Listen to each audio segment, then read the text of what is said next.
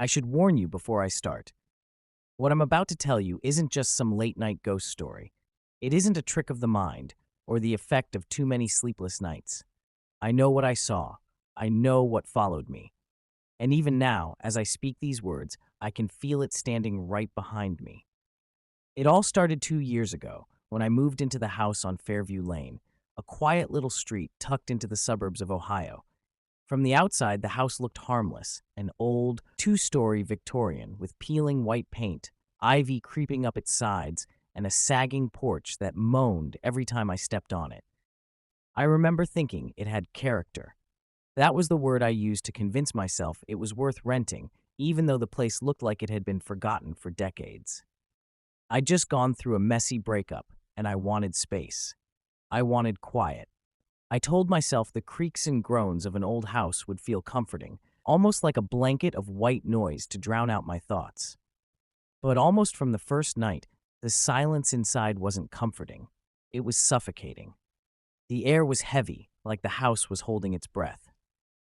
My bedroom was on the second floor, facing the street. From there, I could see the flickering street lamp that sat directly across from the house. That lamp was my only real comfort those first nights, because the rest of the neighborhood was swallowed in shadows. I'd leave the blinds open, just a little, so I could see the glow.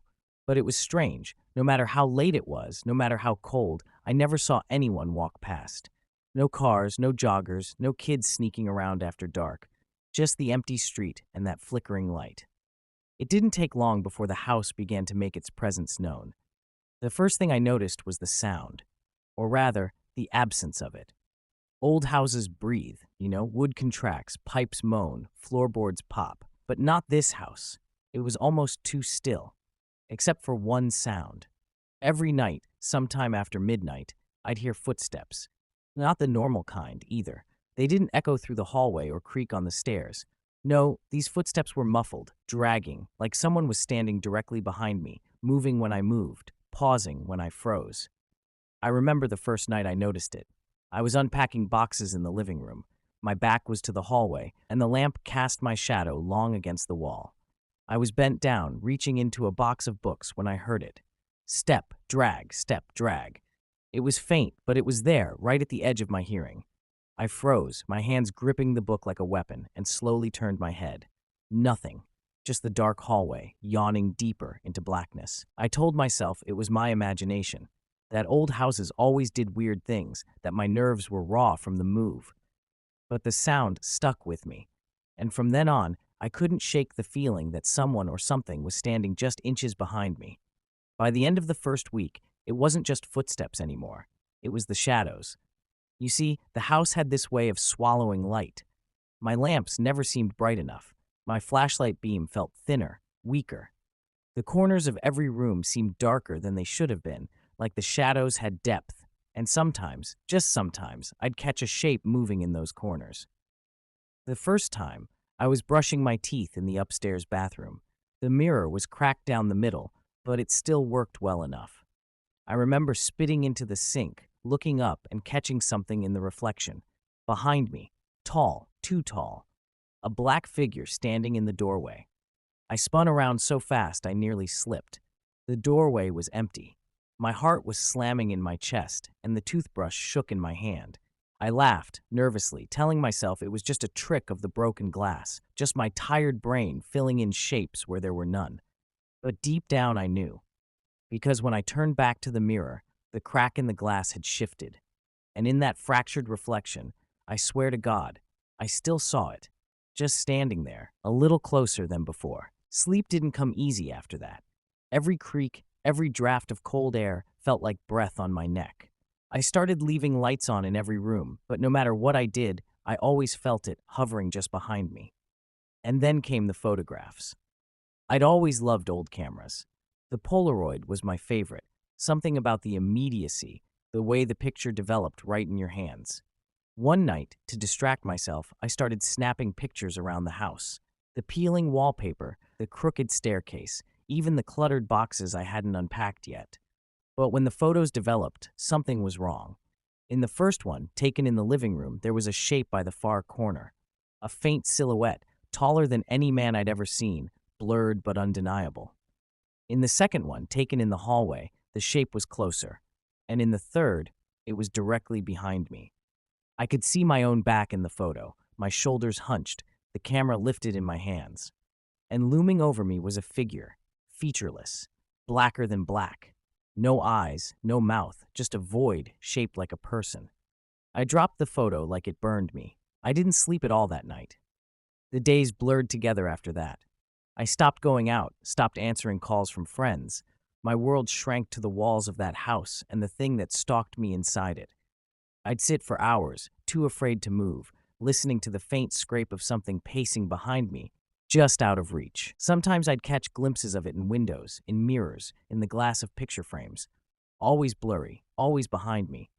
I thought I was losing my mind, until the night it finally touched me. I was in bed, staring at the ceiling, too exhausted to fight sleep anymore. My eyelids grew heavy, and for a moment I let myself drift. Then I felt it, a hand, ice cold, resting on my shoulder. I shot up, gasping, spinning around, no one there, but my skin burned where it had touched me. That was the moment I knew. This wasn't just shadows. This wasn't just loneliness and stress playing tricks on me. Something was in that house, and it was closer than ever. That's when I started filming myself at night. If I was going insane, I wanted proof. I set up an old camcorder at the foot of my bed, the little red light blinking in the dark. The next morning, I played the tape. For the first hour, nothing, just me, tossing and turning, pulling the blanket tighter. Then, around 3 a.m., the bedroom door creaked open on its own, slowly, painfully slow, and from the darkness of the hallway, it appeared, that same figure, towering, faceless, its body bending unnaturally as it stepped closer to the bed. I watched, frozen, as it leaned down, until its shadow completely covered mine. And then, just before the tape cut out, it turned its head. Not toward the bed, not toward me, toward the camera. I can't tell you why I didn't leave that night. Maybe I thought I was trapped. Maybe part of me wanted to know what it wanted, why it chose me. Or maybe I was already too far gone, too tied to the thing that followed me everywhere I went. All I know is, from that moment on, I wasn't alone. Not ever. The figure was with me, always just behind me. And I knew this was only the beginning. I thought things couldn't get worse after that tape. But I was wrong. See, once you notice it, once you acknowledge it, there's no going back. The figure didn't just haunt the house anymore. It followed me everywhere. I first realized it when I went to the grocery store one afternoon. I hadn't left the house in days, and I was desperate to feel normal, to breathe air that wasn't thick with dust and fear. The fluorescent lights of the store were harsh, and I thought maybe, just maybe, the figure would vanish in all that brightness. I pushed the cart down the aisle, trying to ignore the heavy bags under my eyes when I felt it, that sensation, you know the one, the unmistakable weight of eyes boring into your back. I froze in the middle of the cereal aisle. The shelves towered over me, boxes stacked neatly, the sound of distant chatter echoing through the building. But behind me, I heard it. Step, drag, step, drag. My hands gripped the cart until my knuckles turned white. Slowly, I turned my head, just a fraction, just enough to glimpse over my shoulder, and there it was. Not in full form, not like in the house, just a smear of shadow, darker than the aisle behind it. People passed right through it, like they couldn't even see. A woman with a toddler walked past, smiling, humming a tune, completely unaware that her body sliced through the blackness trailing me. My chest tightened. My throat felt like it was closing. I left the cart behind, bolting out of the store with nothing but the sound of those dragging footsteps echoing inside my skull. That was the moment I realized it wasn't tied to the house. It was tied to me. And once I knew that, the fear changed. It wasn't just about surviving the nights anymore. It was about surviving myself. Because everywhere I went, the figure was there. At the gas station, I saw its reflection in the car window, standing inches from me. At the laundromat, I caught its shadow stretching across the tiled floor, even though the lights overhead were too bright to cast one. And at work, God, at work, it made itself known in ways I can barely describe. I'd taken a job at a local library, shelving books late into the evening. It was quiet, usually peaceful. But one night, while I was alone in the stacks, I felt that cold breath against my neck. I turned, clutching the stack of books like a shield, and saw nothing. Just rows of shelves stretching endlessly. But the lights above me began to flicker, one by one, in a ripple that moved down the aisle. When they went dark completely, I was left in silence. My breath echoed too loud, my heartbeat pounding in my ears, and in that thick blackness, I heard it. A whisper. Low, indistinct, like someone muttering directly into my ear. I spun around, books clattering to the floor, but there was no one, no staff, no patrons, no shadows moving between shelves. But when the lights finally blinked back on, the books weren't scattered randomly anymore. They were arranged, lined up in a perfect row on the floor, spelling out a single word, behind. That was the first time I screamed. I ran out of the library, shaking so violently I could barely turn my key in the ignition. When I finally made it home, I collapsed onto the floor, sobbing, gasping, begging the empty house to just leave me alone. But of course, it didn't. Because that night, when I looked at myself in the bathroom mirror, I noticed something new. The figure wasn't just behind me anymore. It was touching me. Its hand, a smear of black, rested on my shoulder in the reflection. My real shoulder was bare. No weight, no pressure. But in the glass, it was undeniable. I stumbled back, the mirror shaking in its frame, but when I returned to look, the hand had slid lower. From my shoulder, to my chest, to my throat. From then on, it started changing me. The nightmares were the first sign. Every time I closed my eyes, I dreamed of dark hallways, endless corridors where something followed me just out of sight. Sometimes I'd wake up screaming, drenched in sweat. Other times I wouldn't wake at all until morning, and I'd find myself in different rooms of the house, standing frozen, staring into corners with no memory of how I got there. I tried staying awake, chugging coffee until my hands shook, but sleep always caught me eventually. And when it did, the dreams became worse. The figure didn't just follow me in them. It spoke. The voice was distorted, like two people talking at once, one deep, one high, overlapping. It never spoke clearly, but one phrase repeated again and again until I could almost hear it even when I was awake. I am already here. I stopped answering calls from friends. I stopped going to work. Days and nights bled together, and the house grew darker with every passing hour. Food spoiled in the fridge, mail piled up by the door. I barely recognized myself in the mirror anymore. Hollow cheeks, bloodshot eyes, skin pale as paper.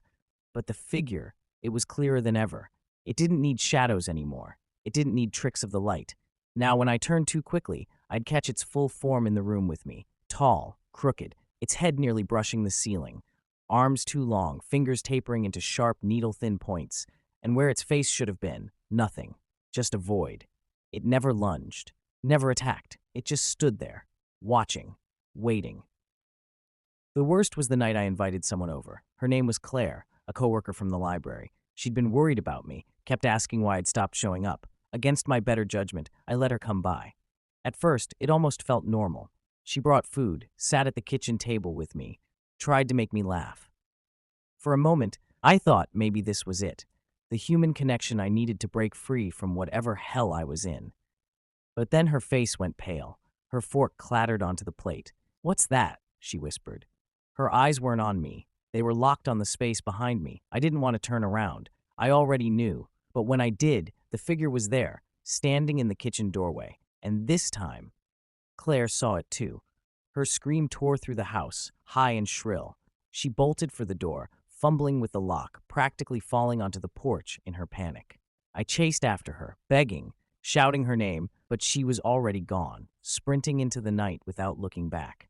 I never saw her again, and that was when I realized something horrifying. It wasn't just me anymore. The figure was real, and others could see it. After that, I stopped trying to fight it. I didn't even try to leave. It followed me no matter where I went. It wanted me.